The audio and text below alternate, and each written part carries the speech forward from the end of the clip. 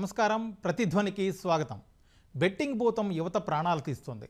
Suicide prevention distress నంబర్కు వెల్లువెత్తుతున్న బాధితుల calls సాక్షిగా కలవరపెడుతున్న చేదు నిజమిది. ఒకదాని వెంట మరొక విషాదం. బెట్టింగ్, గేమింగ్, గ్యాంబ్లింగ్ పేరు ఏదైనా ఆన్లైన్ ఆటలు చాలామంది యువత ప్రాణాల మీదకి తెస్తున్నాయి. అడ్డదారుల్లో డబ్బు సంపాదించాలి, రాత్రికి రాత్రి సంపన్నులు కావాలనే అత్యాశ చివరికి వారిని తుదముట్టిస్తుంది. జోదం అనే వ్యసనానికి లోనైన వాళ్ళు లోన్లు తీసుకుని మరీ ఆడుతున్నారు. ఉన్నదంతా తగలేస్తున్నారు. వేలు లక్షల రూపాయలు నష్టపోయి అప్పులు తీర్చే దారి లేక బలవనమరణాలకు పాల్పడుతున్నారు. Betting, gaming, gambling, online loan యాప్లు వీటన్నింటి విషయంలో దేశమంతటా ఒకే విధానం ఉందా? ఒక్కో రాష్ట్రంలో ఒక్కో పాలసీ ఉందా? దీనిపై కేంద్ర నియంత్రణ ఉంటుందా? తెలుగు రాష్ట్రాల పరిస్థితి ఏంటి? ప్రాణాంతక ఆటల నుంచి రక్షణ ఎలా? ఇది పూర్తిగా ప్రభుత్వాల బాధ్యతేనా, లేకపోతే స్వీయ జాగ్రత్తలు ఏం తీసుకోవాలి? ఇదే అంశంపై నేటి ప్రతిధ్వని. మన చర్చలో పాల్గొంటున్నవారు నల్లమోతు శ్రీధర్ గారు, సైబర్ నిపుణులు, అలాగే డాక్టర్ మనీష్ గారు, cyber crime investigator, centre for research on cyber intelligence and digital forensics. Sai Teja Kaveti గారు, సుప్రీంకోర్టు న్యాయవాది. దీనికి సంబంధించి చర్చలోకి వెళ్లే ముందు ఒక్కసారి కొన్ని దురాగతాలకు సంబంధించి ఏ విధంగా బెట్టింగ్ యాప్లు ప్రజల యువత ప్రాణాలు తీస్తున్నాయో ఆ వార్తలను ఒకసారి చూద్దాం. ఇది తెలంగాణలో జరిగినటువంటి నర్సాపూర్కు సంబంధించిన వార్త. పేద తండ్రి ఆశల్ని చిదిమేసిన బెట్టింగ్ భూతం. తండ్రి ఇచ్చిన నగదుతో పాటు అప్పు చేసి మరీ బెట్టింగ్ యాప్లో పెట్టి ఓ యువకుడు నష్టపోయాడు. అతను ఉరేసుకుని బలవన్మరణానికి పాల్పడ్డాడు. ఆ తల్లిదండ్రులు తీవ్ర ఆవేదనకు లోనయ్యారు. అలాగే ఇలాంటిదే మరొక వార్త ఉంది. ఇది ఆంధ్రాలోని వెలుగోడుకు సంబంధించిన వార్త. కుమారుడి వ్యసనం తల్లిదండ్రులకు మరణశాసనం రాసింది అని చెప్పి ఈ వార్త. ఇది ఖర్చుకు వెనకాడకుండా డిగ్రీ చదవడానికి బెంగళూరుకు పంపించారు. అడిగినంత డబ్బు కూడా ఇచ్చారు. ఆ డబ్బుతో కుమారుడు ఆన్లైన్ బెట్టింగ్లకు అలవాటు పడ్డాడు. జోదం వ్యసనంగా మారడంతో కోట్ల రూపాయలు అప్పులు చేశాడు. కుటుంబ పరువు పోతుందని ఆస్తి మొత్తం అమ్మినా కూడా అప్పులు తీరకపోవడంతో రుణదాతల ఒత్తిళ్లు అధికమై ఆ తల్లిదండ్రులు బలవన్మరణానికి పాల్పడ్డారు.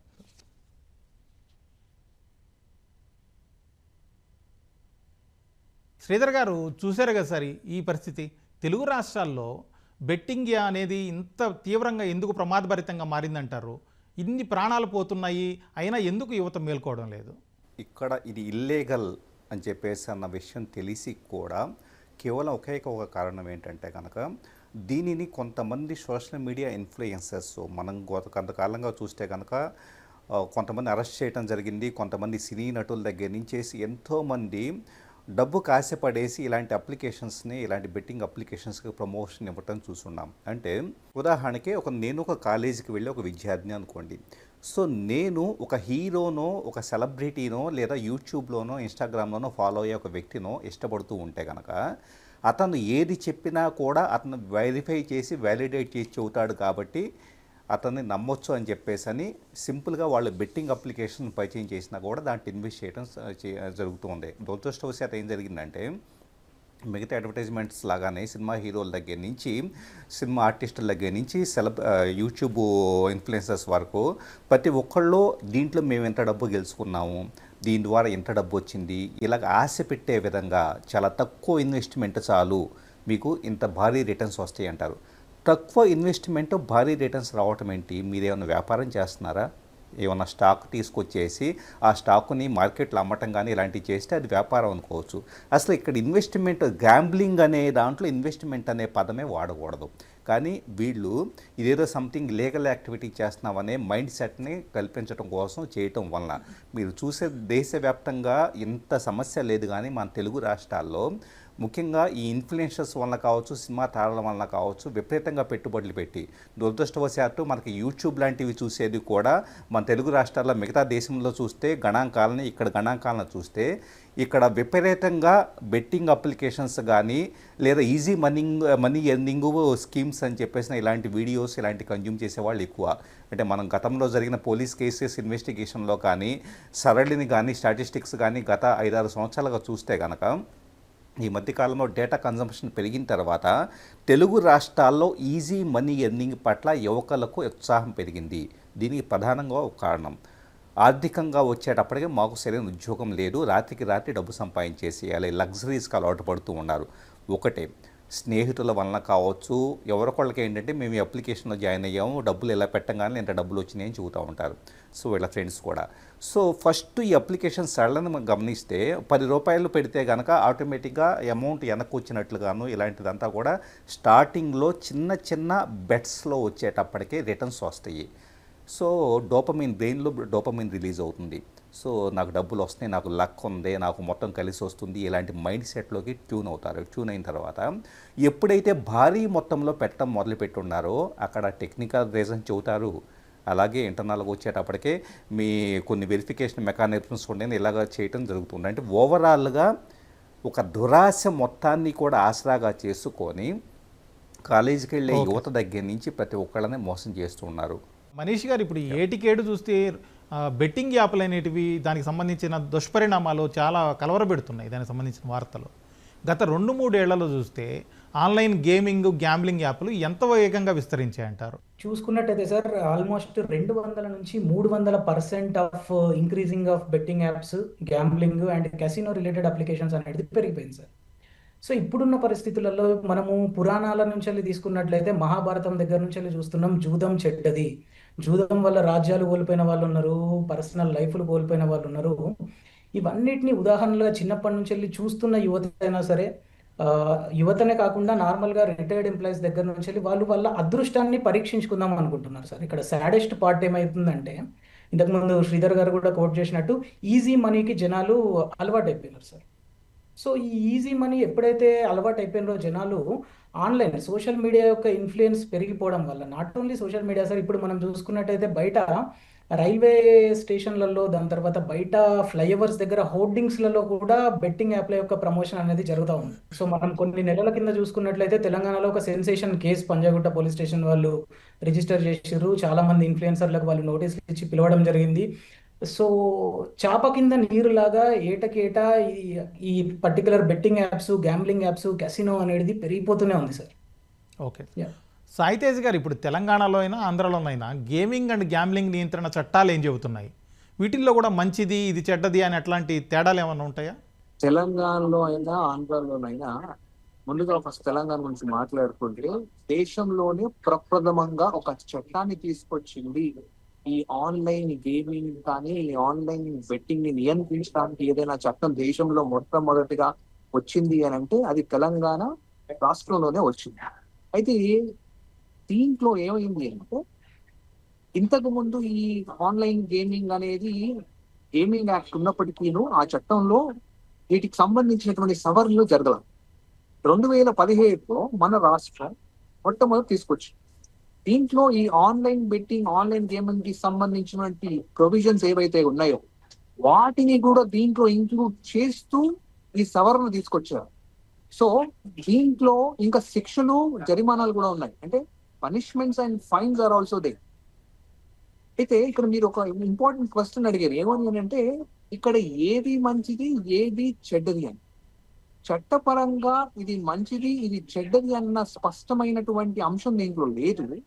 కాకపోతే న్యాయస్థానాలు 2 అంశాలను నార్మల్ గా గుర్తిస్తుంటాయి అన్న. ఈ గేమింగ్ కానీ బెట్టింగ్ లో కానీ ఏమవుతుంది అని అంటే ప్రిడామినెంట్ గా గేమ్స్ లాగా ఉంటాయి. అయితే ఈ గేమ్స్ ఎలాంటివి, they classify these games in 2 parts. ఒకటి ఏమంటారు అని అంటే గేమ్ ఆఫ్ స్కిల్, ఇంకోటి ఏమంటారు అని అంటే గేమ్ ఆఫ్ ఛాన్స్ అని అంటారు. అయితే ఈ గేమ్ ఆఫ్ స్కిల్ కి కావాల్సింది ఏంటంటే నైపుణ్యం కానీ, జ్ఞానం కానీ, ఒక మంచి వ్యూహం, ఈ స్ట్రాటజీ కానీ ఇలాంటి చేసుకుంటే వాళ్ళు గేమ్స్ ఆడుకొని వాళ్ళు ప్రాఫిట్ అవ్వడమా లేకపోతే లబ్ధి పొందడం అనేది జరుగుతుంది. అయితే గేమ్ ఆఫ్ ఛాన్స్ ఏమవుతుంది అంటే బేసికల్ గా ఎలాంటి నైపుణ్యం ఏది లేకుండా ఒక గ్యాంబ్లింగ్ లాగా దీంట్లో అవుతూ ఉంటుంది అన్నమాట. అయితే మనకు ఈ 2017 ఏదైతే సవరణ అమెండ్మెంట్ జరిగిందో దీంట్లో ఒక మంచి విశిష్టమైనటువంటి పాయింట్ ఉంది. వేరే రాష్ట్రాలలో ఈ గేమ్ ఆఫ్ స్కిల్ ని ఇంక్లూడ్ చేయాల, కాకపోతే మన రాష్ట్రంలో ఉన్నటువంటి ఏదైతే ఈ బ్యాన్ చేస్తున్నటువంటి చట్టం ఉందో it does not only prohibit the game of chance but also the game of skill. This is something very unique. అయితే ఎందుకు ఇది అంటున్నాను అంటే, ఇప్పుడు you compare places like Nagaland and Sikkim, వీటికి they accept they recognize the game of skill and game of chance వాటికి different గా ఉంది. They prohibit only up to certain extent వరకు మాత్రమే ప్రోహిబిట్ చేస్తుంటారు.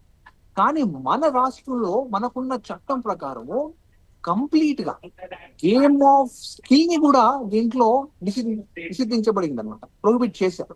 అయితే దీనికి సంబంధించినటువంటి రెస్పెక్టివ్ పనిష్మెంట్స్, ఫైన్స్ హెవీగానే ఉన్నాయి, లేవని కాదు, ఉన్నాయి. ఇది ఇల్లీగల్. శ్రీధర్ గారు, ఇప్పుడు తెలంగాణలో చూస్తే ఇప్పటికే బెట్టింగ్ యాప్లపైన పెద్ద దుమారమే రేగుతుంది. పోలీసుల నుంచి ఈడీ వరకు విచారణ చేస్తున్నారు, కొన్ని అరెస్టులు కూడా జరిగాయి. అయినా బెట్టింగ్ యాప్లు ఆగాయా అసలు? వాస్తవంగా ఇక్కడ ఎన్ని రకాల ఇన్వెస్టిగేషన్లు జరిగినా కూడా ఏం జరుగుతుందంటే కేవలం కొద్ది మంది వీటిని ప్రచారం చేసే వాళ్ళను పట్టుకోవడం జరిగింది అంతే తప్పించేసి యువతలో ఉండే ఈజీ డబ్బుని రాత్రికి రాత్రి సంపాదించాలనే మైండ్ సెట్ మారినంత కాలము కూడా అవి ఆగవు. ఎందుకంటే గతంలో కొన్ని కలర్ ప్రిడిక్షన్ గేమ్ అని చెప్పేసి రకరకాల ఎలాంటి జోదపూరితమైన స్వభావం కలిగిన అప్లికేషన్స్ చెప్పాలంటే చైనా లాంటి దేశాలకు కొన్ని వందల కోట్ల రూపాయలు దారి మళ్లించడం జరిగింది. మరి అవి వచ్చిన తర్వాత అప్పుడు కూడా పెద్ద ఎత్తున ఇన్వెస్టిగేషన్ జరిగింది, ఈడీ రంగంలో దిగింది, పూర్తి స్థాయిలో వాటిని కట్టుదిట్టం చేయడం జరిగింది. మరి ఇప్పుడు మన బెట్టింగ్ అప్లికేషన్స్ విషయంలో కూడా అంటే ఏమవుతుందంటే కొంతకాలం పాటు అప్పుడు జరుగుతున్న కార్యకలాపాలను స్తంభింపజేయడం జరుగుతుంది. ఆ తర్వాత మళ్ళీ ఇంకొక రూపంలో కొత్తగా అప్లికేషన్స్ రావడం కావచ్చు, కొత్త రావడం జరుగుతుంది.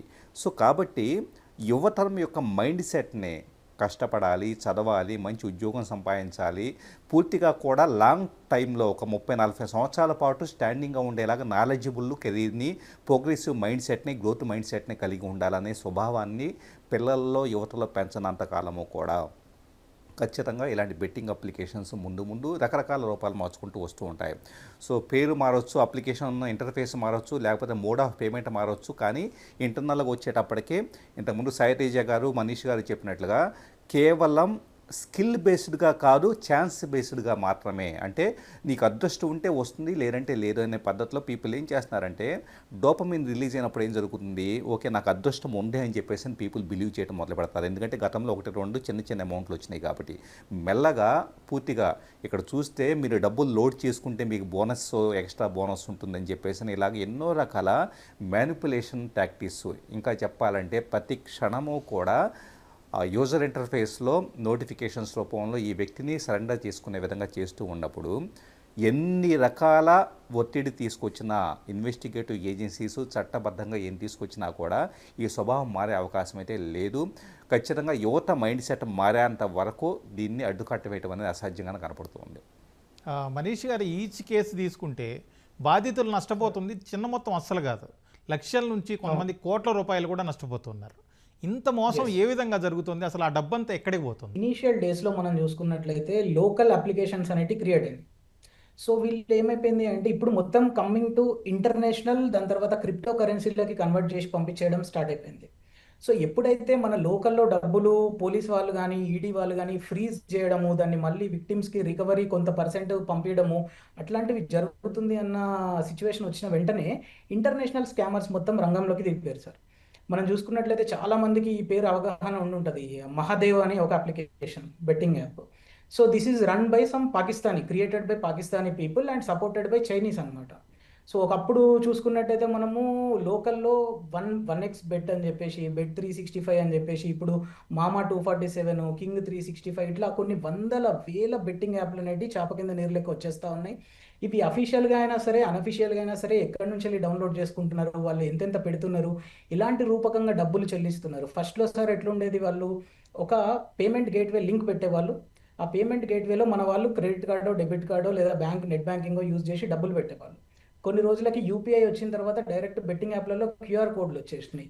ఇప్పుడు జనాలందరికీ క్రిప్టో కరెన్సీలు అలవాటు అయిపోయిన కారణంగా వాళ్ళు ఏం చేస్తున్నారు అంటే బెట్టింగ్ కూడా క్రిప్టో కరెన్సీలనే, క్యాసినో కూడా క్రిప్టో కరెన్సీలనే కన్వర్ట్ చేసి bit coin, Ethereum coin, light coin ఇట్లాంటి కాయిన్స్ తోటి వాళ్ళు డబ్బులు తీసుకొని విదేశాలకి ఫార్వర్డ్ చేసేస్తున్నారు సార్. మ్యాక్సిమం ఒకప్పుడు మనకు హాంకాంగ్, నైజీరియా ఇట్లాంటి దేశాలు ఉంటుండే, ఇప్పుడు దానికి అన్నిటికన్నా ఎక్కువగా చైనా ఉన్న పాకిస్తాన్ ఇండియా మీద యుద్ధంలాగా స్టార్ట్ చేసేసింది సార్. వర్చువల్ వార్ అయిపోయింది ఇది ఒకటి. మనీష్ గారు, అలాగే డెఫా బెట్ అని చెప్పి ఒక బెట్టింగ్ యాప్ ఉంది, దాన్ని చాలామంది క్రికెట్కి సంబంధించి బెట్టింగ్లు పెడుతుంటారు, దాంట్లో నష్టపోతుంటారు, అయినా కానీ మళ్ళీ పెడుతూనే ఉంటారు. ఎందుకు అంతగా అడిక్ట్ అయిపోతున్నారు అసలు?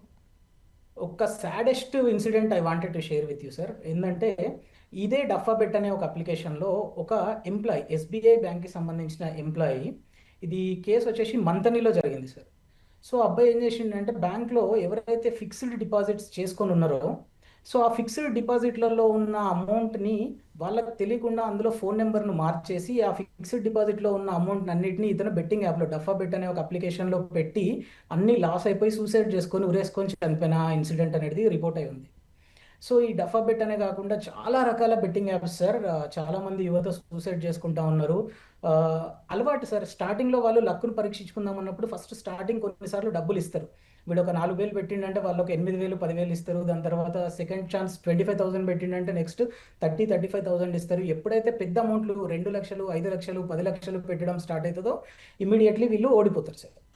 సాయితేజ్ గారు, ఇప్పుడు బెట్టింగ్ యాప్ల్లో సెలబ్రిటీల వివాదాన్ని చూస్తే ఒకసారి మేము అనుమతి ఉన్న వాటికి లేకపోతే అలాగే అనుమతి ఉన్న ప్రాంతాల్లోనే పబ్లిసిటీ ఇచ్చాం, ప్రమోట్ చేసామని చెప్పి వాళ్ళు చెబుతున్నారు. ఒకవేళ నిజంగా అది వాళ్ళు చెప్పింది నిజమే అయితే ఒక చోట తప్పైంది ఇంకొక చోట ఎలా ఒప్పు అవుతుంది? ఇప్పుడు ఈ గేమింగ్ ఏదైతే ఉందో this falls in the state list. State list లో ఉన్నప్పుడు ఏమవుతుంది అంటే ఆ రాష్ట్రాలు వాటికి సంబంధించినటువంటి వాటికి అనుగుణంగా వాళ్ళకి ఏదైతే కరెక్ట్ అనిపిస్తుందో దాని ప్రకారం వాళ్ళు ఒక చట్టాన్ని నిర్మించుకునేటటువంటి వసతి మనకు కాన్స్టిట్యూషన్ కల్పించింది. సో ఇది ఒక స్టేట్ సబ్జెక్ట్ అవుతుంది. అయితే కొన్ని స్టేట్స్ వీటిని కంప్లీట్ గా ప్రొహిబిట్ చేస్తాయి, కొన్ని స్టేట్స్ వీటిని రికగ్నైజ్ చేసి రెగ్యులేట్ చేస్తున్నాయి, కొన్ని స్టేట్స్ ఇంకా ప్రీ ఇంటర్నెట్ స్టాట్యూట్స్ ని మాత్రమే ఫాలో అవుతుంది. అంటే ఇక్కడ ఒక ప్రత్యేకంగా అన్ని స్టేట్స్ కి కామన్ గా ఏ చట్టం ఇది వర్తిస్తుంది, కంప్లీట్ గా ఒక కాంప్రహెన్సివ్ గా ఒక చట్టం వర్తిస్తుంది అనేది లేదు. ఇక్కడ ఒక్కొక్క స్టేట్ కి ఒక్కొక్క చట్టం ఉంది, లేదా వాళ్ళు ఫాలో అవుతున్నటువంటి ఏదైతే ప్రీ ఇంటర్నెట్ స్టాట్యూట్ అంటే ఇంటర్నెట్ రాకుండా అంటే ఇంటర్నెట్ రాకుండా ఏదైతే ముందు దశ ఉందో దానికి ప్రీ ఇంటర్నెట్ స్టాట్యూట్స్ ఏవైతే ఉన్నాయో వాటిని ఫాలో అవుతూ ఉన్నారనమాట. అయితే ఇక్కడ ఇంపార్టెంట్ గా మనం అర్థం చేసుకోవాల్సింది ఏంటంటే ఇక్కడ ఏది కరెక్ట్. ఇప్పుడు మీరు క్లియర్ గా అడిగారు, వాళ్ళకు చట్టబద్ధంగా ఒక ప్రాంతానికి అప్లికేబుల్ ఉంది, ఇంకో ప్రాంతానికి అప్లికేబుల్ లేదు అనేది. అయితే ఈ ఆన్లైన్ బెట్టింగ్ దానికి ప్రాంతంతో సంబంధం లేదు. ఎందుకు అని అంటే వాళ్ళు ఏమంటున్నారు, మేము ఫలానా కంపెనీకి మేము ప్రచారం చేశాము అని అంటున్నారు. ఆ ఫలానా కంపెనీ ఏ రాష్ట్రంలో ఉంది, ఆ రాష్ట్రంలో వాళ్ళకు ఒక వెసులుబాటు అనేది ఒకవేళ ఉంటే, ఆ రిలాక్సేషన్ అయ్యింటే వాళ్ళు చేస్తున్నారు అనేది వాళ్ళ వర్షన్. కాకపోతే ఇక్కడ ఈ ఇంటర్నెట్ వచ్చేసరికి ఏమైంది అని అంటే irrespective of the region this is happening everywhere. అంటే everybody has access irrespective of the region. ఇప్పుడు నేను ఒక పలానా ఎక్స్ రాష్ట్రంలో ఇది అనుమతించబడింది, లేకపోతే దీన్ని రికగ్నైజ్ చేశారు అని వాళ్ళని దానికి ప్రమోట్ చేసినప్పుడు మనం ఏమంటున్నాం, ఈ గేమ్ ఇక్కడ వాళ్ళు ఆడారు, ఇది ఇక్కడ పబ్లిష్ అయ్యింది, ఆ అడ్వర్టైజ్మెంట్ అనేది ఇక్కడ వచ్చింది, ఈ రాష్ట్రంలో వచ్చింది. సో దానికి నేను ఎందుకు బాధ్యులు అవుతాను, ఆ పర్టికులర్ కంపెనీ ఏదైతే ఉందో వాళ్ళు బాధ్యులు అవుతారు. ఎందుకంటే నా అగ్రిమెంట్ ఏదైతే ఉందో వాళ్ళ కంపెనీ ప్రకారం వాళ్ళ రాష్ట్రంలో అనుమతించబడింది కాబట్టి నేను చేసుకున్నానండి. అంటే ఇక్కడ ఒక కాన్సెప్ట్ వచ్చింది ఏంటంటే జియో ఫెన్సింగ్. అంటే జియో ఫెన్సింగ్ బేసికల్ గా ఒక రాష్ట్రంలో ఉన్నటువంటి నియంత్రణ ఇంకో రాష్ట్రానికి విస్తరించకుండా ఉండాలనేటువంటి అంశం ఇదన్నమాట జియో ఫెన్సింగ్. ఈ geo fencing with respect to the statutes అనేది కొంచెము రిస్ట్రిక్ట్ అయిపోయి, అంటే దాన్ని ఫుల్లీ ఫంక్షనల్ కాకుండా ఉండేసరికి వాళ్ళు ఆ ల్యాబ్స్ ఏదైతే లీగల్ గా ఆ లకున ఉందో దాన్ని వాళ్ళు యూజ్ చేసుకొని ఈ డిఫెన్స్ ని తీసుకోవడం జరుగుతుంది. అయితే ఇక్కడ మనం ఆలోచించాల్సింది ఏంటంటే చట్టం దీన్ని అనుమతించిందా, ఒక రాష్ట్రం దీన్ని అనుమతించిందా అని కాకుండా మనందరికి ఒక నైతిక బాధ్యత అనేది ఉంది, ఒక బాధ్యత ఉంది, ఒక moral standard we have to take. ఎందుకనంటే ఈ గేమ్స్ ఆడే వాళ్ళు చాలా మంది 2 గ్రూప్స్ గా విభజించబడింది మార్కెట్ రీసెర్చ్ లో.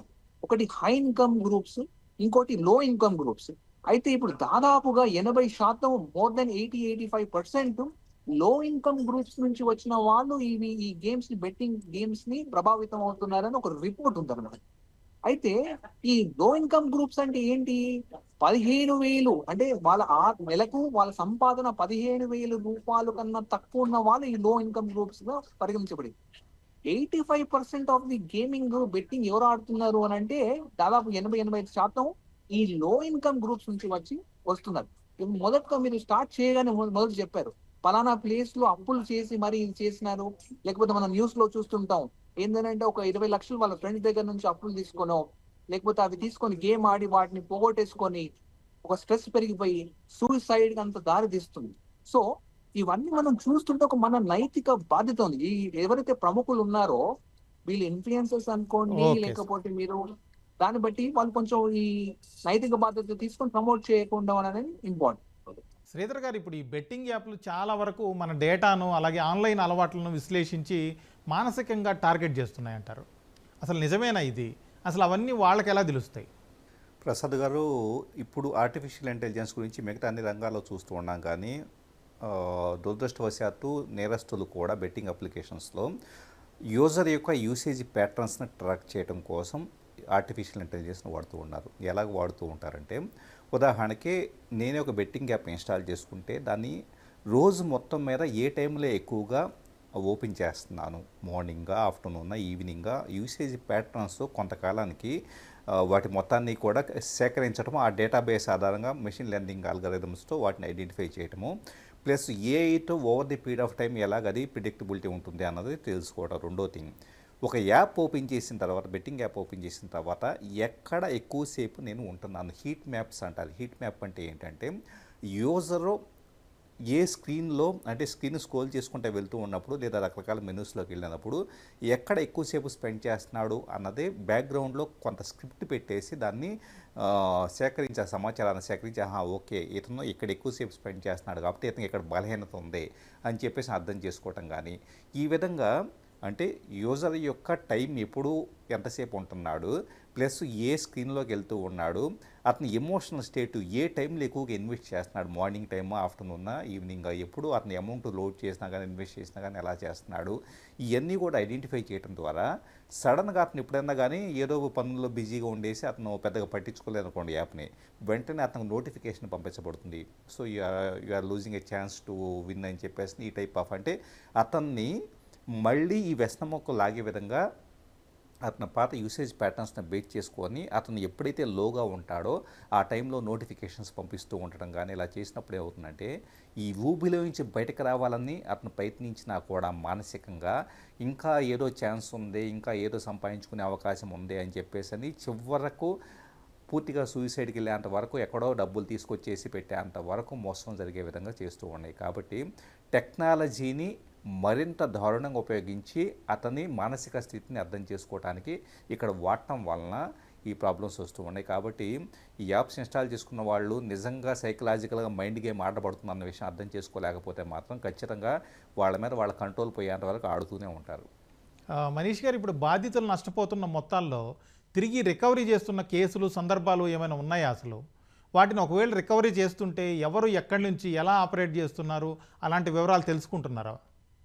Definitely sir. అంటే రికవరీ పర్సెంట్ చూసుకుంటే చాలా తక్కువ ఉంది సార్. అంటే 100%లో మనం చూసుకున్నట్లయితే 20-30 వరకే రికవరీ శాతం అనేది ఉంది. ఇది కూడా కొన్ని సినారియోలలో మాత్రమే. దట్టు కంప్లైంట్ చేసిన ప్రతి ఒక్క విక్టిమ్కి ఈ రికవరీ అనేది జరుగుతుందనేది లేదు. సో పోలీస్ వారికి కూడా వారి పరిధులు వాళ్ళకు ఉంటాయి కాబట్టి ఒక ఎక్స్టెంట్ వరకు ఎక్కడైతే క్రిమినల్స్ హోస్ట్ చేయబడుతుందో ఈ యొక్క పర్టికులర్ వెబ్ అప్లికేషన్ కానీ, లేదా వాళ్ళ సర్వర్ కానీ, లేదా వాళ్ళ ఫైర్ వాల్ కానీ విదేశాలలో ఉంటాయి సార్. కంప్లీట్లీ విదేశాలలో ఉంటాయి కాబట్టి కొన్ని లిమిటేషన్స్ అనేవి గవర్నమెంట్ ఆఫ్ ఇండియాకి కూడా ఉంటాయి. So ministry of home affairs నుంచి కొన్ని 7 వర్టికల్స్ అనేవి ఎంహెచ్ఏలో ఉన్నాయి సార్. దాంట్లో థ్రెట్ అనలిటిక్స్ యూనిట్ అని ఉంటుంది, TAU. సో వీళ్ళు దాని తర్వాత ఇప్పుడు Indian cyber crime coordination centre I4C అని చెప్పేసి, సో మైటీ, వీళ్ళందరూ ఏం చేస్తున్నారు అంటే పర్టికులర్ ఇన్వెస్టిగేషన్ ఎక్కడి వరకు వెళ్ళగలిగితే అక్కడి వరకు డెఫినెట్లీ వెళ్తున్నారు. దాని తర్వాత సర్వర్లను బ్లాక్ చేయగలుగుతున్నారు, ఫైర్ వాల్లను ఇది చేయగలుగుతున్నారు, అప్లికేషన్స్ని ఆపగలుగుతున్నారు, హోస్టింగ్ ఎక్కడెక్కడ జరుగుతుంది, వాళ్ళ డొమైన్లను కానీ వాళ్ళ IP అడ్రస్లను కానీ తీసుకొని ఎప్పటికప్పుడు ఇంటర్నెట్ సర్వీస్ ప్రొవైడర్ వాళ్ళకి నోటీసులు ఇచ్చి ఈ పర్టికులర్ డొమైన్ ఇండియాలో పనిచేయకుండా చేసే ఈ చర్యలు వాళ్ళు చేపడుతూనే ఉన్నారు. బట్ అంతకన్నా ఎక్కువ సార్లు అంటే మన వాళ్ళు ఒక 100 వెబ్సైట్లను బ్లాక్ చేస్తే 150 హోస్ట్ అయిపోతున్నాయి నెక్స్ట్ డేనే వేరే వేరే కంట్రీస్లో. మనం చూసుకున్నట్లయితే ఇంతకుముందు మాట్లాడుకున్నట్టు పాకిస్తాన్లో కానీ, చైనాలో కానీ, హాంకాంగ్లో కానీ, జర్మనీలో కానీ, జపాన్లో కానీ, ఐర్లాండ్లో కానీ డిఫరెంట్ ప్లేసెస్లో వీళ్ళ సర్వర్స్ అనేవి కొనుక్కొని ఇంటర్నెట్ వచ్చిన తర్వాత ఎవ్రీథింగ్ ఈజ్ ఈజీ సార్. మనం ఇండియాలో కూర్చుంటూ అమెరికాలో షాపింగ్ చేయొచ్చు, ఆస్ట్రేలియాలో షాపింగ్ చేయొచ్చు. సేమ్ అట్లనే sitting in one place, they are doing crime and they are applying this particular things in another countries అన్నమాట. సో దానివల్ల కొంత ట్రేస్ చేయడానికి ట్రాక్ చేయడానికి వీళ్ళకి ఇది పడుతుంది. కాకపోతే బ్లాకింగ్ మాత్రం చేయగలుగుతున్నారు సార్. 100% అని చెప్పలేము, కానీ ఒక్క మోస్తారులో మాత్రం Indian government is taking severe action against it. That Telugu రాష్ట్రాల్లో చూసుకుంటే ఆఫీసర్స్ చాలా వేగంగా, అంటే ఒక పర్సన్ కంప్లైంట్ ఇచ్చిన తర్వాత ఫ్రాక్షన్ ఆఫ్ సెకండ్స్లో వాళ్ళ యొక్క అకౌంట్స్, అంటే క్రిమినల్స్ యొక్క అకౌంట్స్ ఫ్రీజ్ చేస్తున్నారు. అందులో ఏమన్నా మనీ ఒకవేళ ఉండుంటే మన విక్టిమ్కి కోర్టు ప్రొసీడింగ్స్ త్రూగా వాళ్ళు రికవరీ కూడా చేపిస్తున్నారు. కానీ రికవరీ పర్సెంట్ అనేది చాలా తక్కువ సార్. మన విక్టిమ్స్ ఎవరైనా సరే, మన వ్యూవర్స్ చూస్తున్న వాళ్ళందరూ ప్లీజ్ బీ కేర్ఫుల్. విక్టిమ్స్ లక్ను పరీక్షించుకోవాలనుకున్నప్పుడు, అదృష్టాన్ని పరీక్షించుకోవాలనుకున్నప్పుడు ఒకటోసారి రెండోసారి తగలొచ్చు, కానీ డబ్బులు మొత్తం కోల్పోయిన తర్వాత పోలీస్ త్రూగా డబ్బులు రిటర్న్ రావాలంటే మాత్రం లక్ చాలా తక్కువగా ఉంటుంది ఎవరికైనా సరే. Please be careful about that. Saitej గారు, ఇప్పుడు ఈ బెట్టింగ్ యాప్లను ప్రమోట్ చేస్తున్న సెలబ్రిటీలు లేకపోతే ఇన్ఫ్లుయెన్సర్ల మీద అయితే కేసులు పెడుతున్నారు. కానీ అందుకు అవకాశం ఇస్తున్న సోషల్ మీడియా వేదికలు ఏవైతే ఉన్నాయో వాటికి ఎలాంటి బాధ్యతలు ఉంటాయి? ఈ సోషల్ మీడియా కంపెనీస్ ని చట్టపరంగా వాటిని ఎలా డిస్క్రైబ్ చేస్తారు అని అంటే ఇంటర్మీడియరీ లాగా డిస్క్రైబ్ చేస్తారు అనమాట. ఇప్పుడు మనకి ఐటీ రూల్స్ అనేవి కొన్ని ఉన్నాయి. ఐటీ రూల్స్ ప్రకారము ఈ సోషల్ మీడియా కంపెనీస్ ఏవైతే ఈ ఫేస్బుక్ లేకపోతే ఏవైతే కంపెనీస్ ఉన్నాయో వీటన్నిటిని కూడా ఇంటర్మీడియరీస్ లాగా వాటిని డిస్క్రైబ్ చేస్తూ ఉంటారు. అయితే వాళ్ళకు కొన్ని నార్మ్స్ అండ్ రూల్స్ రెగ్యులేషన్స్ ఉన్నాయి. ఏమని అని అంటే, మీరు ఎలాంటి చట్ట విరుద్ధమైనటువంటి కార్యకలాపాలను చేయొద్దు అనేది వాళ్ళకు ఒక నిర్దేశించబడింది. అయితే ఇక్కడ ఈ గేమింగ్ ఏదైతే ఉందో ఇది రాష్ట్రానికి సంబంధించిన సబ్జెక్ట్. అంటే యూనియన్ కి ఒక సబ్జెక్ట్, నెక్స్ట్ రాష్ట్రానికి ఒక సబ్జెక్ట్. చట్టాలు మనకి రాష్ట్రపరంగా కొన్ని చట్టాలు ఉన్నాయి, హోల్ ఇండియాకి అప్లికేబుల్ అయ్యి కొన్ని చట్టాలు ఉన్నాయి. అయితే ఈ సోషల్ మీడియా కంపెనీస్ ఏంటంటే they operate on the scale of the entire region. They operate on the entire scale of the larger region which comes as like whole ఇండియాని వాళ్ళు కన్సిడర్ చేస్తూ ఉంటారు. అయితే ఈ స్టేట్ స్పెసిఫిక్ లాస్ ఉన్నప్పుడు వాటిని restrict చేయడంలో కొన్ని లోపాలు అనేవి ఉన్నాయన్నమాట.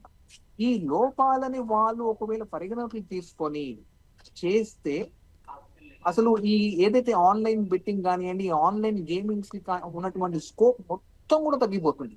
ఇప్పుడు మన తెలంగాణలో కంప్లీట్ గా ఈ ఆన్లైన్ బెట్టింగ్ కానీ ఆన్లైన్ గేమింగ్ కంప్లీట్ గా prohibited, including the game of skill కూడా. అయితే ఏదైతే ఈ సోషల్ మీడియా ప్లాట్ఫామ్స్ లో దీన్ని పోస్ట్ చేసి దీన్ని ప్రమోట్ చేస్తున్నారో వాటిని, ఇది చట్టపరం. ఎక్కడ చట్టపరం అయింది? ఇక్కడ చట్ట విరుద్ధం ఎక్కడైంది అని అంటే ఇది తెలంగాణ స్టేట్ లో చట్ట విరుద్ధం అయింది. ఈ స్పెసిఫిసిటీ అనేది వచ్చినప్పుడు వాళ్ళు విత్ ఇన్ ది తెలంగాణకి జియో ఫెన్సింగ్ అన్న కాన్సెప్ట్ ని యూజ్ చేస్తూ దీన్ని లిమిట్ చేయాలి. సో దానికి మనం ఒకవేళ రిపోర్ట్ చేస్తే మైటీ ఒకవేళ ministry of information and technology ఏదైతే ఉందో దానికి మనం రిపోర్ట్ చేసి ఈ ఏదైతే ఈ బెట్టింగ్ యాప్స్ సంబంధించిన వెబ్సైట్స్ ఇవైతే ఉన్నాయో ఇది illegal in this particular state, ఎందుకంటే ఇది లా ఆఫ్ ద ల్యాండ్ ఇక్కడ తెలంగాణలో.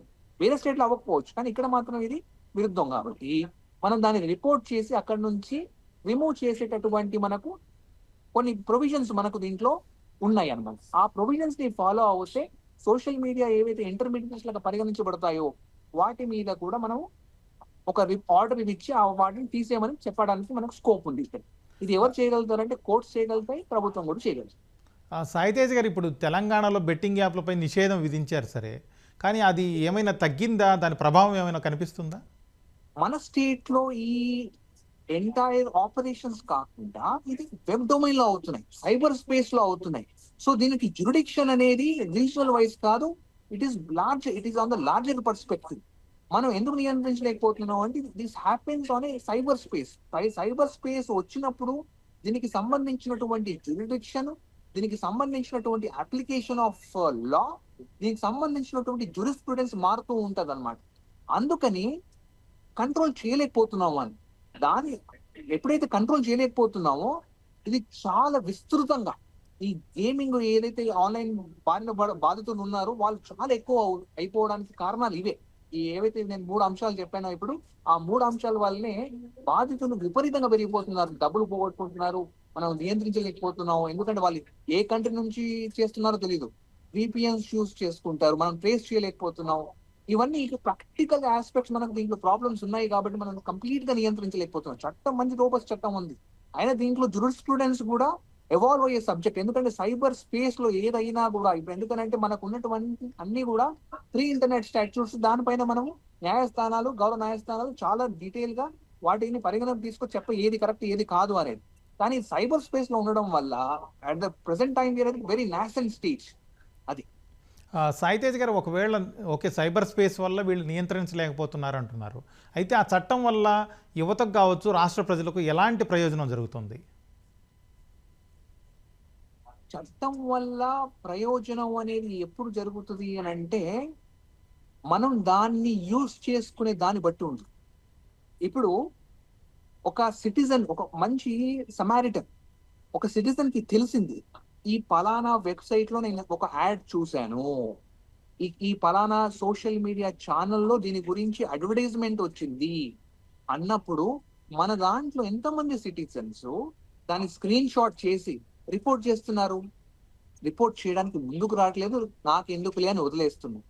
ఎవరికి రిపోర్ట్ చేయాలి? I4Cకో, రైట్? మనకు కొన్ని ఆఫీసెస్ ఉన్నాయి. ఆఫీసెస్ కి రిపోర్ట్ చేసినప్పుడు దాన్ని తీసివేయడానికి వాళ్ళు తీసుకోవాలనుకున్నటువంటి చర్యలు వాళ్ళు చేస్తారు. They will take steps to remove those links. ఏదైతే వెబ్సైట్స్ ఉన్నాయో వాటిని తీసేయడానికి వాటిపైన ఎలాంటి లీగల్ యాక్షన్ తీసుకోవాలని వాళ్ళు చేస్తారు. కానీ reporting of this is important. Who is coming forward to report it? If people come forward to report it, అప్పుడు మనం దీన్ని సరిగ్గా ఉపయోగించుకుంటాం అని నేను అనుకుంటాను. శ్రీధర్ గారు, ఇప్పుడు ఈజీ మనీ అనేది ఎప్పటికీ సురక్షితం కాదు, అది అందరికీ తెలిసిన విషయమే.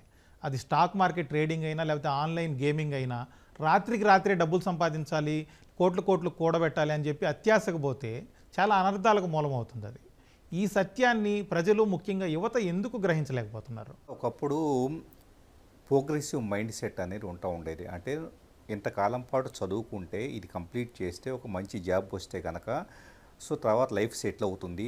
ఆ జాబ్ వచ్చిన తర్వాత కూడా డైనమిక్గా ఎప్పటికప్పుడు ఆ డొమైన్కి సంబంధించిన నాలెడ్జ్ పెంచుకుంటూ అక్కడ ప్లాట్ఫామ్ చేంజ్ అయినా కానీ ఏదైనా కానీ తర్వాత నేర్చుకుంటూ యూ హ్యావ్ టు ఒక 30-40 సంవత్సరాల పాటు లైఫ్లో ఒక ప్రోగ్రెసివ్ మైండ్ సెట్లో ఉండాలి, లెర్నింగ్ కర్వ్ ఉండాలి అని చెప్పేసి అని స్వభావం అనేది చిన్నప్పటి నుంచి పేరెంట్స్ దగ్గర నుంచి నూరిపోసేవాళ్ళు. ఇప్పుడు ఏమైందంటే పేరెంట్స్కి పిల్లలకి మధ్య కూడా ఒక ప్రాపర్ బాండింగ్ లేకపోవటము, సో పేరెంట్స్ చెప్పినా కూడా పిల్లలు వినిపించుకునే స్టేజ్ లేకపోవడం, అంటే పీర్ ఫ్యాక్టర్ అంటాం. అంటే బయట సమాజం అంతా కూడా పిల్లలు మిగతా వాళ్ళు వింటలేదు కాబట్టి వీళ్ళు కూడా వింటలేదు.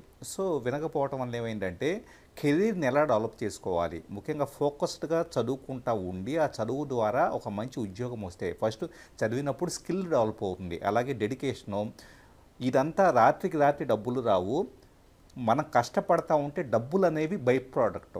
చాలామంది ఏం చేస్తున్నారంటే డబ్బులు అనేది అల్టిమేట్ అనుకుంటున్నారు. డబ్బులు బై ప్రోడక్ట్. బాగా నాలెడ్జ్ ఉండి మంచి వర్క్ చేసుకుంటా వెళ్ళి కెరీర్లు ఎదుగుతూ ఉంటే కనుక దాని యొక్క ఉత్పత్తిగా బై ప్రోడక్ట్గా డబ్బులు వస్తాయి అని చెప్పేసి అనే సత్యాన్ని చెప్పలేకపోవటం అనేది, చదవటంలో ఫెయిల్ అవ్వటం అనేది జరుగుతూ ఉంది. దీంతో ఏమవుతుందంటే నాకు డబ్బులు వస్తే చాలు ఇంకా లైఫ్ సెటిల్ అయిపోయినట్లే అంటున్నారు. అసలు నువ్వు వర్క్ చేయకుండా, నీకు స్కిల్ లేకుండా, ఒక ప్రాసెస్ని ఎంజాయ్ చేయకుండా డబ్బులు వస్తే ఏం చేస్తావు? సరే వచ్చినాయి, టెంపరీగా వచ్చినాయి, ఓకే. ఆ తర్వాత అవి వచ్చినవే అంత ఈజీగా పోతాయి. వాటిని నిలబెట్టుకునే స్కిల్ నీకు ఏమైనా ఉందా, నాలెడ్జ్ ఉందా, ఏదైనా కంపెనీకి పనిచేస్తున్నావా, ఏమైనా బిజినెస్ చేస్తున్నావా అంటే కనుక ఇవేమీ ఈరోజు ఉన్న యువతరం దగ్గర సమాధానాలు లేవు. సో ఇది ఇక్కడ ఫెయిల్ అవుతూ ఉన్నాం. అంటే ఒక proper step by step develop అయ్యే మెకానిజం నేర్పించడంలో ఫెయిల్ అయ్యి ఉంది సమాజం అనేది, పేరెంటింగ్ వ్యవస్థ కానీ. సో పిల్లలైనా కూడా కనీసం మెంటరింగ్ ద్వారా, కెరీర్ గైడెన్స్ ఇచ్చే ద్వారా, లేకపోతే యూట్యూబ్లో ఎన్నో రకాల కంటెంట్ ఉంటుంది, వాటి ద్వారా తమకు తాముగా నిజంగా ఎదుగుదలంటే ఏంటి అన్న దాని మీద ఒక స్పష్టత వస్తే కనుక కనీసం ఇప్పటిదాకా ఈజీ మనీ కోసం ఆధారపడేసి ఏర్పడితే చేసి ఉండొచ్చాము. కానీ ఇక నుంచి రాత్రింబగళ్ళు కష్టపడి కొద్దిగా నాలెడ్జ్ పెంచుకొని ఒక మంచి జాబ్ సంపాదిస్తే కనుక బాగుంటుంది అనే మైండ్ సెట్ షిఫ్ట్ అనేది చేసుకోగలిగితే కనుక ఖచ్చితంగా లైఫ్ బాగుంటుంది. లేకపోతే కొంతకాలానికి ఏమవుతుందంటే ఉన్న డబ్బులు, ఆస్తులన్నీ అమ్ముకోవాల్సిన పరిస్థితి, లేకపోతే కనుక ఇవేమీ తట్టుకోలేక సూసైడ్ చేసుకోవాల్సిన పరిస్థితి తప్పించేసి లైఫ్ నిలబెట్టుకోవడం అనేది చేతకాని పరిస్థితి ఏర్పడే ప్రమాదం ఉంది. ఒక్కసారి కుటుంబ సభ్యులతో వీళ్ళు ఏం చేస్తున్నారంటే దురదృష్టవశాత్తు కుటుంబ సభ్యులతో ఎలాంటి సన్నిహిత సంబంధం లేకపోవటం వలన, స్నేహితులతో సరైన ఇది లేకపోవటం వలన వాళ్ళకి చెబితే వాళ్ళు కొడతారో తిడతారో లేదా కోపడతారో అని చెప్పేసి అని ఎవరితో షేర్ చేసుకోకుండా ఆ లోపల ఎమోషనల్ పెయిన్ అంతా కూడా వీళ్ళే భరిస్తూ కొంతకాలానికి ఇదంతా విపరీతంగా అప్పులు చేసిన తర్వాత డైరెక్ట్గా ఎవరితో చెప్పుకో సూసైడ్కి వెళ్తున్నారు. అలా కాకుండా హాఫ్ వే వచ్చిన తర్వాత నేను మోసపోతున్నాను అన్న విషయం అర్థమైన తర్వాత ఖచ్చితంగా కుటుంబ సభ్యులతో డిస్కస్ చేసి ఇలా జరిగింది నాన్న, ఇలా జరిగిందమ్మా, లేదా ఫ్రెండ్స్తో డిస్కస్ చేసి ఇక్కడి నుంచి నేను పూర్తిగా మారిపోతాను అని చెప్పేసి భరోసా వాళ్ళకి ఇస్తే కనుక వాళ్ళు ఏదో ఒక పద్ధతిలో దాన్ని ఎట్టొకటి అడ్జస్ట్ చేయటం ఏదో జరుగుతుంది. అంటే జీవితాన్ని కోల్పోవటం కంటే కూడా ఒక తప్పును తెలుసుకొని కనీసం సగంలో బయటపడగలిగితే కనుక ఇదే వ్యక్తులు రేపు జీవితాన్ని మార్చుకొని కష్టపడేసి గొప్ప కంపెనీల సీఈఓలు అయినా కూడా ఆశ్చర్యపోవాల్సిన పని లేదు. మనీష్ గారు, ఇప్పుడు ఈ బెట్టింగ్ యాప్లతో నష్టపోతున్న వాళ్ళని చూస్తే ఎక్కువగా యూత్ లేకపోతే మైనర్లే ఉంటున్నారు. ఆ గణాంకాలు కూడా ఇదే విషయాలు చెబుతున్నాయి.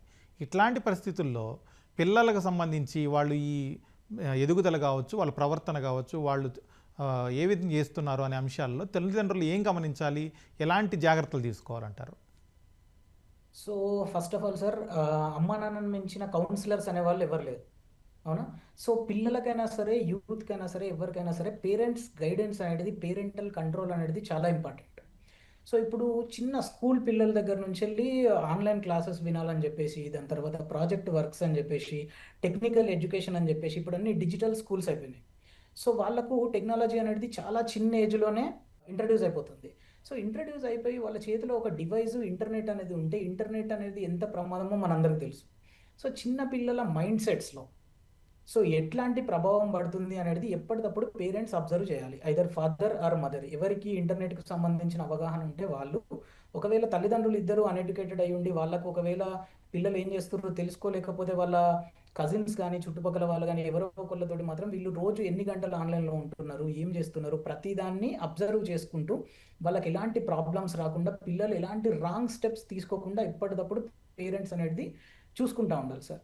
ఎందుకు అంటే ఇప్పుడు వాళ్ళకి తెలియకుండానే పేరెంట్స్ యొక్క యూపీఐ పిన్నును రీసెట్ చేస్తారు చిన్న చిన్న పిల్లలు. లైక్ చిన్న పిల్లలు in the sense 5th 6th class ఉన్న పిల్లలు కూడా పబ్జీలో గేమ్ ఆడుకోవడానికి అని చెప్పేసి, లేకపోతే కొన్ని కలర్ ప్రిడిక్షన్స్కి సంబంధించిన గేమ్స్ ఆడుకోవడానికి అని చెప్పేసి వాళ్ళకు ఒక యాడ్ వస్తుంది, దీంట్లో అమౌంట్ కడితే మీకు ఈ స్కిన్ అన్లాక్ అవుతుంది, లేకపోతే ఈ పర్టికులర్ కార్ అన్లాక్ అవుతుంది అని చెప్పగానే వాళ్ళు డైరెక్ట్ ఫోన్పేకి, గూగుల్ పేకి వెళ్ళిపోయి వాళ్ళ నాన్న యొక్క పిన్ తెలుసు వీళ్ళకి ముందు నుంచి వెళ్ళి ఏదో ఒక దగ్గర అబ్జర్వ్ చేసి, చిన్నపిల్లలకు ఉన్న జ్ఞాపక శక్తి వల్ల వాళ్ళు ఈజీగా దాన్ని టైప్ చేసి పేరెంట్స్ అకౌంట్లలో నుంచి వెళ్ళి డబ్బులు పోగొడతా ఉన్నారు. బట్ కమింగ్ టు ఇంటర్మీడియట్, దాని తర్వాత ఇంజనీరింగ్ అయిపోయిన వాళ్ళు any degree holders, so Sridhar గారు, దాని తర్వాత సాయితేజ గారు వీళ్ళందరూ చెప్పినట్టు యూత్ ఎప్పుడైతే ఈ టెక్నాలజీకి బాధితులు లైక్ ఎడిక్షన్ అయిపోయినారో వాళ్ళు కంపల్సరీ కొంచెం చిన్న అమౌంట్లు అయినా సరే అప్పు చేసి లోన్ యాప్లలో, బెట్టింగ్ యాప్లలో తీసుకొని పాన్ కార్డులు, ఆధార్ కార్డులు అందులో పెట్టి సో చాలా రుణాలు తీసుకొని మరీ పోగొట్టుకుంటా ఉన్నారు. పేరెంట్స్ అనేవాళ్ళు కంపల్సరీ వాళ్ళ ఫైనాన్షియల్ స్టేటస్ను గమనిస్తూ ఉండాలి. పిల్లలకు ఒకవేళ సపరేట్ బ్యాంక్ అకౌంట్లు ఉన్నాయి అంటే వాటిని కూడా పేరెంట్స్ అప్పుడప్పుడు చెక్ చేస్తూ ఉండాలి. వాళ్ళు ఎక్కడెక్కడ ఖర్చు పెడుతున్నారు, ఎక్కడి నుంచి వీళ్ళకి డబ్బులు వస్తున్నాయి పోతున్నాయి అని. అది సార్. మనీష్ గారు, అలాగే ఇప్పుడు చాలామంది ఎవరైతే దీంట్లో బాధితులుగా ఉన్నారో, దాంట్లో కూరుకుపోయారు బెట్టింగ్ యాప్ల్లో, వాళ్ళు ఆల్రెడీ నష్టపోయి ఉంటారు. వాళ్ళ పరిస్థితి వాళ్ళకి అర్థమవుతూ ఉంటుంది. లేకపోతే వాళ్ళ మిత్రులు కావచ్చు, పక్కింటి వాళ్ళు కావచ్చు, పక్కన వార్తల్లో చూస్తూనే ఉంటారు చాలామంది సూసైడ్ చేసుకున్నారని, లేకపోతే రకరకాలుగా నష్టపోయారని చెప్పి. అవన్నీ తెలిసినా కూడా ఎందుకు ఇంకా అడిక్ట్లోనే ఉంటున్నారు? వాళ్ళు బయటపడలేకపోవడానికి కారణం ఏంటి? వాళ్ళకి ఎలాంటి కౌన్సిలింగ్ అవసరం అంటారు? ఎస్ సార్, ఆశ అనేది పెరిగిపోయి అత్యాశకి కన్వర్ట్ అయిపోయింది సార్. ఎప్పుడైతే అత్యాశ అనేది హ్యూమన్ని హిట్ చేస్తుందో ఆటోమేటిక్గా వాళ్ళకి జరుగుతున్న నష్టం అనేది తెలియదు. సో వాళ్ళకి తెలియకుండానే వాళ్ళు అదే ఊపిలో ఇంకా ఇంకా ఇంకా ఇంకా కూరుకుపోతూ ఉంటారు, అప్పులు చేసుకుంటూ వేరే వాళ్ళని, పక్క వాళ్ళని మోటివేట్ చేస్తూ ఉంటారు. నాకు వచ్చి నేను కూడా పెట్టమ్మా, నీకు కూడా డబ్బులు వస్తాయని చెప్పేసి చుట్టుపక్కల ఉన్న వాళ్ళందరికీ ఈ బెట్టింగ్ భూతాన్ని పరిచయం చేసి మరీ చాలా డబ్బులు పోగొట్టుకుంటున్నారు. వీళ్ళను కౌన్సిలింగ్ ద్వారానే మార్చగలుగుతాం సార్. అంటే అవేర్నెస్, ఇప్పుడు మీరు తీసుకున్న మంచి ఇనిషియేటివ్, ఎవ్రీ డే మీరు సైబర్ రిలేటెడ్ కానీ ఏదైనా సరే అవేర్నెస్, మీడియా అందరూ మంచి అవేర్నెస్ కంటెంట్స్ చేస్తూ ఉన్నారు, వాళ్ళు చూస్తూ ఉన్నారు. జనాలందరికీ ఇట్లాంటి అవగాహన పెంచుతూ ఉండాలి. మీడియానే కాకుండా పోలీస్ డిపార్ట్మెంట్ వాళ్ళైనా సరే, దాని తర్వాత ఎడ్యుకేటెడ్ పీపుల్, ఈ సైబర్ భద్రత తెలిసిన ప్రతి ఒక్కళ్ళు వాట్సాప్ కానీ ఎనీ సోషల్ మీడియా త్రూగా ఎప్పటికప్పుడు ఇట్లాంటి బెట్టింగ్ బాబులందరికీ అవేర్నెస్ ఇస్తూనే ఉండాలి సార్. ఎంత అవేర్నెస్, ఎన్నిసార్లు వాళ్ళైతే ఇట్లాంటి ప్రాబ్లమ్స్ను చూస్తూ ఉంటారో కొంతలో కొంత పీపుల్ అయినా సరే మారే ఛాన్సెస్ అనేవి ఉంటాయి. లేదు వాళ్ళు ఇట్లాంటివి ఏవి ప్రోగ్రామ్స్, అవేర్నెస్ ప్రోగ్రామ్స్ చూడట్లేదు అనుకుంటే, ఇప్పుడు మనం చూస్తూ ఉంటే ఈ బెట్టింగ్ వాళ్ళు వాళ్ళకు వచ్చే డబ్బుల్లో, అంటే ఫర్ ఎగ్జాంపుల్ ఒక బెట్టింగ్ అప్లికేషన్ వాడు ఒక 5,000 కోట్లు క్రైమ్ చేస్తే అందులో 2,000 కోట్లు వాడు మార్కెటింగ్ మీద స్పెండ్ చేయడానికి రెడీగా ఉన్నాడు. వాడు డబ్బులు పెట్టి ఇన్ఫ్లుయెన్సర్లను కానీ దాని తర్వాత సెలబ్రిటీలను కానీ ఎవరినైనా హైర్ చేసి వాడు మార్కెట్ చేస్తుండు. కానీ వాడిని ఇరాడికేట్ చేయడానికి మనం ఏం స్టెప్స్ తీసుకుంటున్నాం అనేది చాలా ఇంపార్టెంట్ సార్. గవర్నమెంట్ అయినా సరే, దాని తర్వాత education institutions, financial corporates, banks, ప్రతి ఒక్క ప్లేస్లో ఈ డిజిటల్ అవేర్నెస్ అనే కంటెంట్ను వాళ్ళు ఎక్కడిదక్కడ ప్రమోట్ చేస్తూ ఉండాలి సార్. అదొక్కటే మార్గం. మనీష్ గారు, అలాగే ఇప్పుడు ఎవరైతే ప్రమోట్ చేస్తున్నారు బెట్టింగ్ యాప్లు, ఇన్ఫ్లుయెన్సర్లు కావచ్చు, సినిమా స్టార్స్ కావచ్చు, వాళ్ళ మీద వాళ్ళు కనుక తప్పు చేసి ఉంటే, వాళ్ళు పర్మిటెడ్ కాని ఏరియాల్లో ప్రచారం చేసి ఉంటే వాళ్ళ మీద ఎలాంటి యాక్షన్ తీసుకోవడానికి ఛాన్స్ ఉంది? చట్టపరమైన చర్యలు కంపల్సరీ తీసుకోబడతాయి సార్. ఒక్కసారి మనం డిజిటల్ యొక్క ఫీల్డ్లోకి ఎంటర్ అయిపోయి ఇన్ఫ్లుయెన్సర్ అయినా సరే ఎవరైనా సరే ఒక్క పోస్ట్ పెట్టి దాన్ని తర్వాత తీసేసినా కూడా పోలీస్ డిపార్ట్మెంట్ వాళ్ళు వాటిని రికవరీ చేసి మరీ కేసెస్లో యాడ్ చేయడం జరుగుతుంది. They will get prosecuted. Prosecution వారు, కోర్టు వారు దానికి సంబంధించిన శిక్షలు ఏ రకంగా ఉంటాయి అనేది కంపల్సరీ వాళ్ళు దానికి సంబంధించిన ఫైన్ రూపకంగానా లేదంటే వాళ్ళకి జైలు శిక్ష రూపకంగానా ఏదో ఒక రూపకంగా మాత్రం కంపల్సరీ స్ట్రిక్ట్ యాక్షన్స్ అనేవి తీసుకోబడతాయి సార్. ఇప్పుడు సోషల్ స్టిగ్మా తోటి చాలా మంది బయటికి కూడా రావట్లేదు. అంటే ఈ డబ్బులు నష్టపోయి, ఈ సెలబ్రిటీ వల్ల నష్టపోయినా నేను ఇట్లా అని చెప్పేసి కోట్లలో పోయిన డబ్బులు పోగొట్టుకున్న వాళ్ళు ఎవరు బయటికి రావట్లేదు. ఎంతైనా సరే చిన్న చిన్న అమౌంట్లు పోగొట్టుకున్న వాళ్ళే పోలీస్ స్టేషన్ వరకు రావడం కానీ 1930 కంప్లైంట్ చేయడం కానీ జరుగుతుంది సార్. సాయితేజ్ గారు, ఇప్పుడు బెట్టింగ్ యాప్ల సమస్య సమర్థంగా ఎదుర్కోవాలి అంటే చట్టపరంగా కూడా కొంత స్పష్టత రావాల్సిన అవసరం ఉందంటారా? అలాగే శిక్షల్లో, విచారణ విధానాల్లో ఏమైనా మార్పులు అవసరమా? అడిగినటువంటి క్వశ్చన్ చాలా ఇంపార్టెంట్ క్వశ్చన్ అండి. మన ఉన్నటువంటి స్టాట్యూటరీ ఫ్రేమ్వర్క్ లో స్పష్టత అనేది లేదు. స్పష్టత ఎందుకు లేదు అని అంటే, every state has its own legislation. ఇంతకుముందు చెప్పినట్టు ఈ పర్టికులర్ ఏరియాలో ఒక లెజిస్లేషన్ చేయాలి అనేది స్టేట్ సబ్జెక్ట్ కాబట్టి there is a divergence with respect to different states. ఈ లెజిస్లేషన్స్ ఏవైతే ఉన్నాయో ఒక్కొక్క స్టేట్ ఒక్కొక్క మినహాయింపులు, రిలాక్సేషన్స్ అనేవి ఉన్నాయి. ఇప్పుడు సిక్కిము, నాగాలాండ్, తమిళనాడు, కొన్ని స్టేట్స్, రాజస్థాన్ కొన్ని దీనిపైన ఉన్నాయి. ఈ సిక్కింలో what they are doing is they are allowing few things with some relaxation, saying that ఆ పర్టికులర్ ప్రాంతంలో మాత్రమే ఇది ఉండాలి అనేటువంటి ఒక స్టిపులేషన్ తీసుకొచ్చు. రైట్. అయితే ఇక్కడ ఈ బెట్టింగ్ ఏదైతే అంటున్నామో మనం దీంట్లో డిఫరెంట్ గేమ్స్ ఉన్నాయి. క్యాసినో అంటాము, పోకర్ అంటాము, అలా పలు డిఫరెంట్ గేమ్స్ ఉన్నాయి. అయితే కొన్ని స్టేట్స్ ఏం చేస్తున్నాయంటే ఒక రకమైన గేమ్ ని వాళ్ళు గేమ్ ఆఫ్ స్కిల్ లాగా పరిగణించి దాన్ని వదిలేస్తున్నారు, అంటే దాన్ని తీసేస్తున్నారు, దాన్ని కన్సిడర్ చేయట్లేదు. అది కాకుండా వేరే గేమ్ ని ఏది చేసినా అది చట్టానికి విరుద్ధం అని చెప్తున్నారు. అయితే ఒక్కొక్క స్టేట్ ఒక్కొక్క గేమ్ ని కన్సిడర్ చేస్తుంది. అయితే ఇక్కడ నేనేమంటాను అని అంటే, స్పష్టత రావాలి, అందరికి ఒక సమానమైనటువంటి చట్టం ఉండాలి అని అంటే, ఇది మన యూనియన్ గవర్నమెంట్ ఒక లెజిస్లేషన్ ని ఫామ్ చేసి దాని ఒక మోడల్ యాక్ట్ లాగా తీసుకొచ్చి ఆ మోడల్ యాక్ట్ ని అన్ని స్టేట్స్ కూడా ఫాలో అయ్యేటట్టు ఒక వెసులుబాటు లాంటిది ఏదైనా ఉంటే మన states can adopt that particular law which will be uniform across the country. అయితే దీంట్లో మనం ఏం చేస్తాము అంటే, ఇలాంటి చట్టాలు వచ్చినప్పుడు మనం బేసికల్ గా ఈ మద్యం అనేది నిషేధిస్తాం. ఎవరికి 18 సంవత్సరాలు ఉన్న వాళ్ళు, ఎవరైతే వయసు తక్కువ ఉన్న వాళ్ళు ఉంటారో, 21 సంవత్సరం 18 years ఏదైతే ఉందో అలాంటి ఒక బ్రాకెట్ ని తీసుకురావాలి. అంటే ప్రోహిబిట్ చేయాలి, ఒక స్టాట్యూట్ ప్రోహిబిట్ చేయాలి. ఎవరిని ప్రోహిబిట్ చేయాలి? ఇప్పుడు మనం ఇంతకుముందు ఒక పాయింట్ డిస్కస్ చేసాం, ఏమని, లో ఇన్కమ్ గ్రూప్స్ నుంచి చాలా మంది బాధితులు ఈ బెట్టింగ్ గేమ్స్ కు ఉన్నారు అని. అప్పుడు మనం డిఫరెంట్ టైప్స్ ఆఫ్ పీపుల్ ని ప్రొహిబిట్ చేయాలి. ఎవరెవరిని అని అంటే, ఇన్సైన్ పీపుల్. ఇప్పుడు తెలియని వాళ్ళు ఏదైనా వాళ్ళకి ఫోన్ ఇచ్చామనుకోండి, ఏదో గేమ్ ఆడి డబ్బులు ఓటేసారు అనుకోండి, ఎవరు బాధితులు? ఆ పర్సన్ బాధితులు, వాళ్ళ ఫ్యామిలీ మెంబర్స్ బాధితులు. ఇన్సైన్ పీపుల్ ఒకటి. ఇంకోటి, వీళ్ళని ఫిల్టర్ చేయడానికి మనం ఏం చేయాలి అంటే, ఎవరైతే సబ్సిడీలను పొందుతున్నారో అలాంటి వాళ్ళని కూడా మనం ప్రొహిబిట్ చేయాలి. సో ఇట్లా మనం ప్రొహిబిట్ చేస్తూ ఉండాలి. అలాగే ఒక ఏజ్ వైజ్ క్రైటీరియా తీసుకొని బిలో 21 బిలో 18 వాళ్ళని ప్రొహిబిట్ చేయాలి. ఈ జియో ఫెన్సింగ్ అనేటువంటి కాన్సెప్ట్ ఏదైతే ఇంతకుముందు చెప్పానో దాని పరిగణలోకి తీసుకోవాలి. సో ఇలాంటి పాయింట్స్ ని మనం కన్సిడర్ చేస్తే మనకు స్పష్టత వస్తుంది. ఇంకో విషయం ఏంటి, ఇంపార్టెంట్ విషయం ఏంటి అంటే ఏవైతే ఇప్పుడు శిక్షలు ఉన్నాయో ఆ శిక్షలను బాగా కఠినంగా చేయాలి. ఈ ఎవరిపైన చేయాలి, ఈ ప్రమోట్ చేసే వాళ్ళను కూడా ఈ చట్టంలోనే వాళ్ళకు అలాంటి శిక్ష వేయబడాలన్నమాట. ఈ ఓకే. ఎప్పుడైతే ఎక్స్ప్లిసిట్ గా ఈ చట్టంలో ఉంటుందో అది చాలా క్లియర్ గా ఉందో అనుకోండి, వాళ్ళకి అప్పుడు డిఫెన్స్ తీసుకోవడానికి ఛాన్స్ చాలా తక్కువ అన్నమాట. సోషల్ మీడియా రోల్ ఏందో కూడా క్లియర్ గా చెప్పాలి, వాళ్ళ మీద కూడా ఎలాంటి డ్యామేజెస్ తీసుకోవాలి, ఇలాంటి అన్ని అంశాల మీద స్పష్టత రావాల్సి ఉంది. దీనికి సంబంధించినటువంటి ఒక మంచి ప్రాపర్ ఒక కమిషన్ ఏర్పడి వాళ్ళు దీని మీద డిస్కస్ చేసి ఒక మంచి చట్టాన్ని తీసుకొస్తే ఈ ఆన్లైన్ బెట్టింగ్ ఏదైతే ఉందో, ఈ మెనాన్స్ ఏదైతే ఉందో మనం కంట్రోల్ చేయడానికి చాలా స్కోప్ ఉంటుంది. Thank you sir. ఇది వాళ్ళ ప్రతిధ్వని. నమస్కారం.